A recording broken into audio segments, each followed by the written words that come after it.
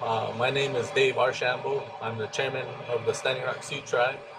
I'm located in North Dakota, Cannonball, North Dakota, and the Standing Rock Sioux tribe has been um, in a stance with the federal government and a pipeline company called Dakota Access Pipeline.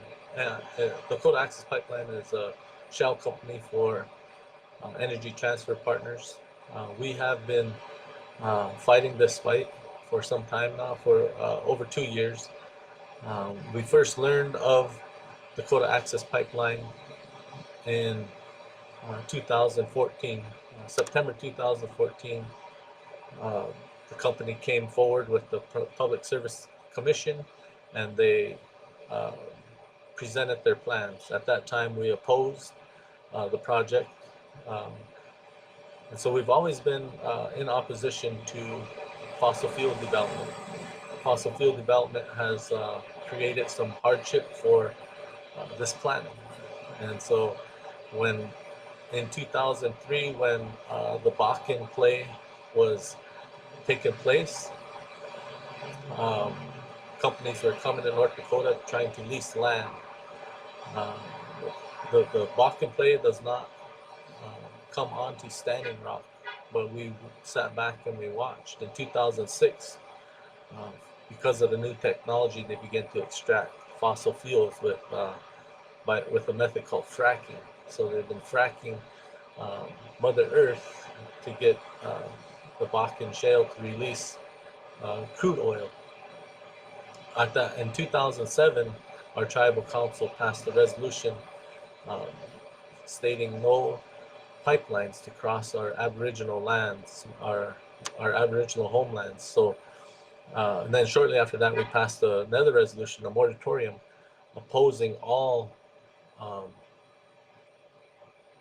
fracking on our grounds, on our reservation. Um, 2014 came and we got the notice, and we informed them that we were always opposed to this project.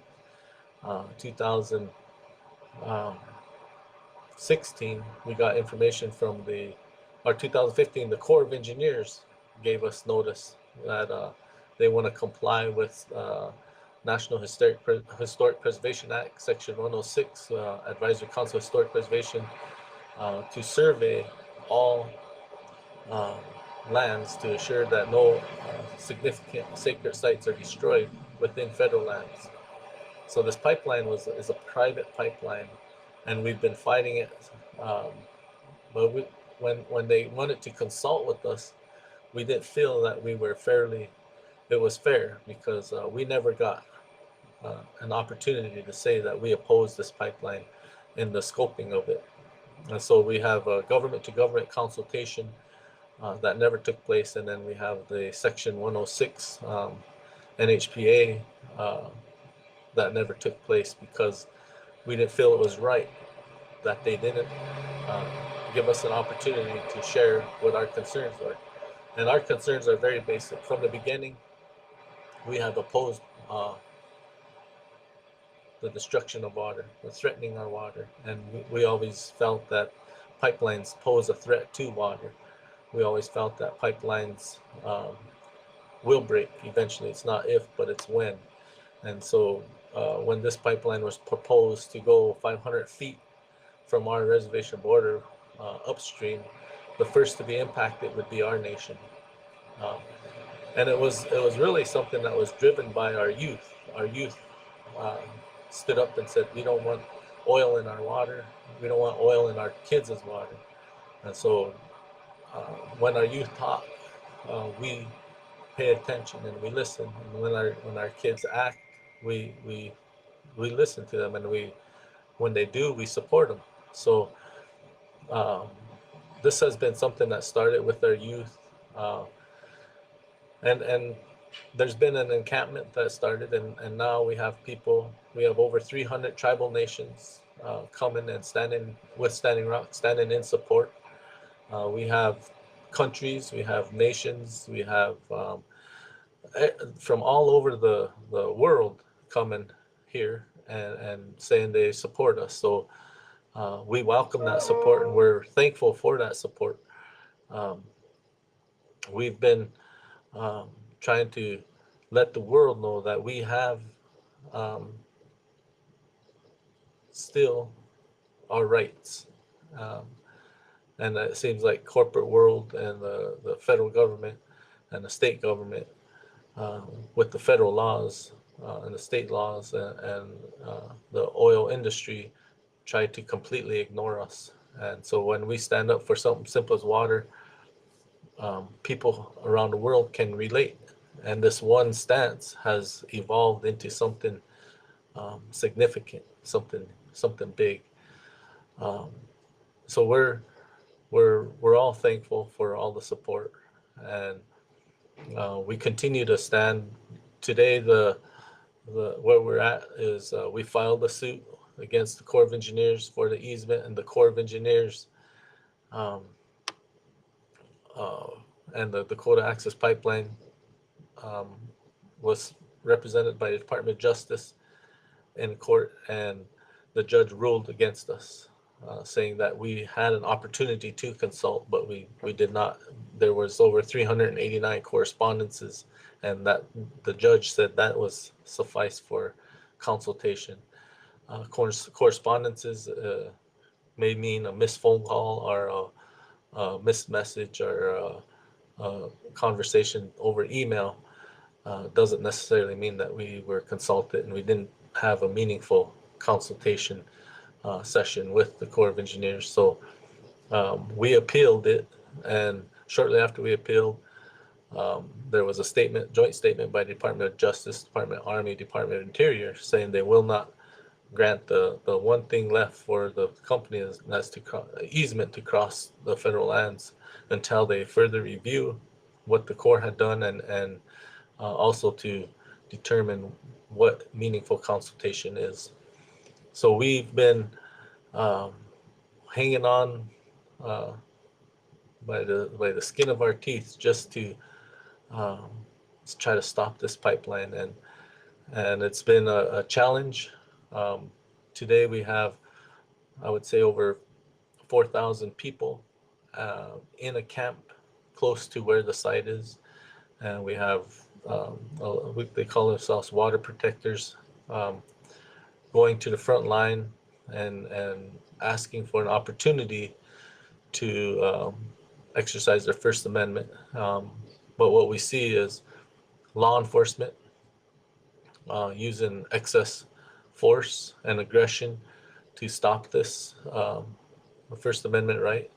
And every time there's a confrontation with law enforcement or with Dakota Access Pipeline security, it escalates. So went from using mace and guard dogs to clubs and rubber bullet projectiles. And now what we're seeing is uh, using water cannons and grenade launchers to launch tear gas.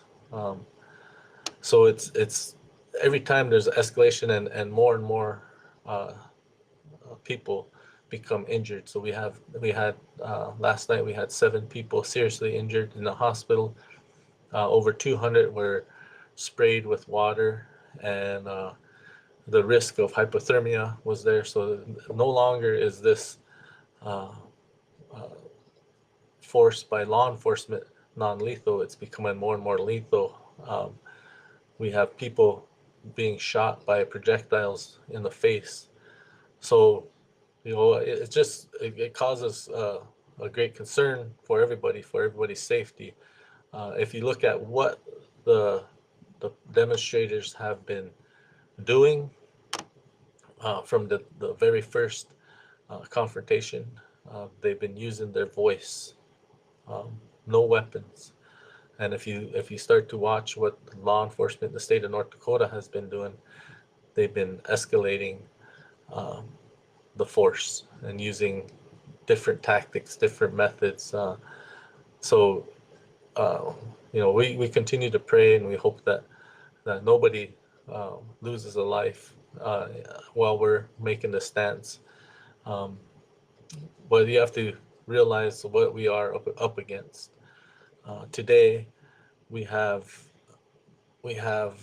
um, state officials, public officials who receive contributions from oil. We have state officials who um, are very much in support of oil development.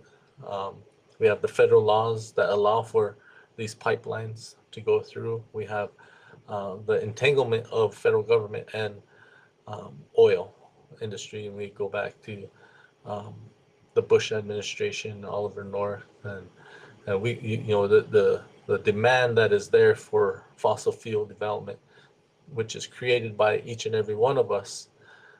It's always going to pose a threat, and so we're up against these forces.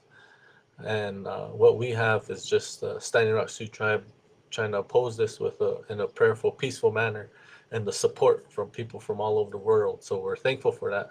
But there is a force, and it's a growing force with this new administration. So we are doing everything we can, the best that we can, and we're hoping that somebody hears us, somebody out there is willing to listen for the first time in history, because history shows that indigenous peoples just get ignored when it comes to the federal government or to corporations. And so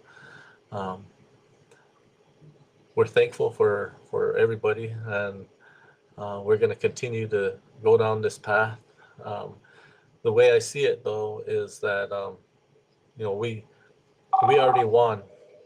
We already defeated a lot of this, because we know how to unite, and we know how to come together with prayer. And as long as Indian country continues to come together and unite, we can face any obstacle that presents itself. We know that when we do unite with prayer, we do get support from around the world.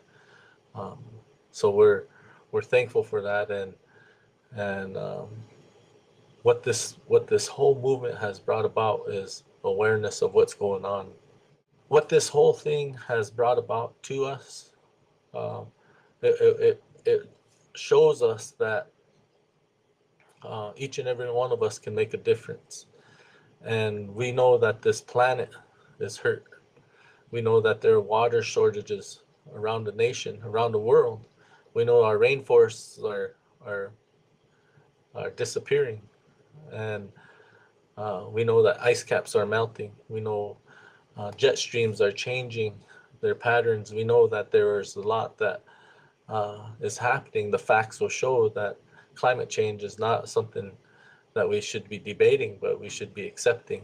And once we accept it, now each and every one of us can do something about it, whether it's standing up against the pipeline or doing something on our own to reduce our consumption of fossil fuels. We all have to try to make a difference, and if we unite in doing something, it makes it that much more powerful. And we all need to unite to protect Mother Earth. And now's the best time, because if we don't do something, then when we look back in the future, it's what we do that is going to leave something behind. If we don't do something, we're going to leave nothing behind. So I just want to thank everybody again for listening to me, and for your work, and I look forward to seeing every one of you in person. Thank you. An honor and a privilege to stand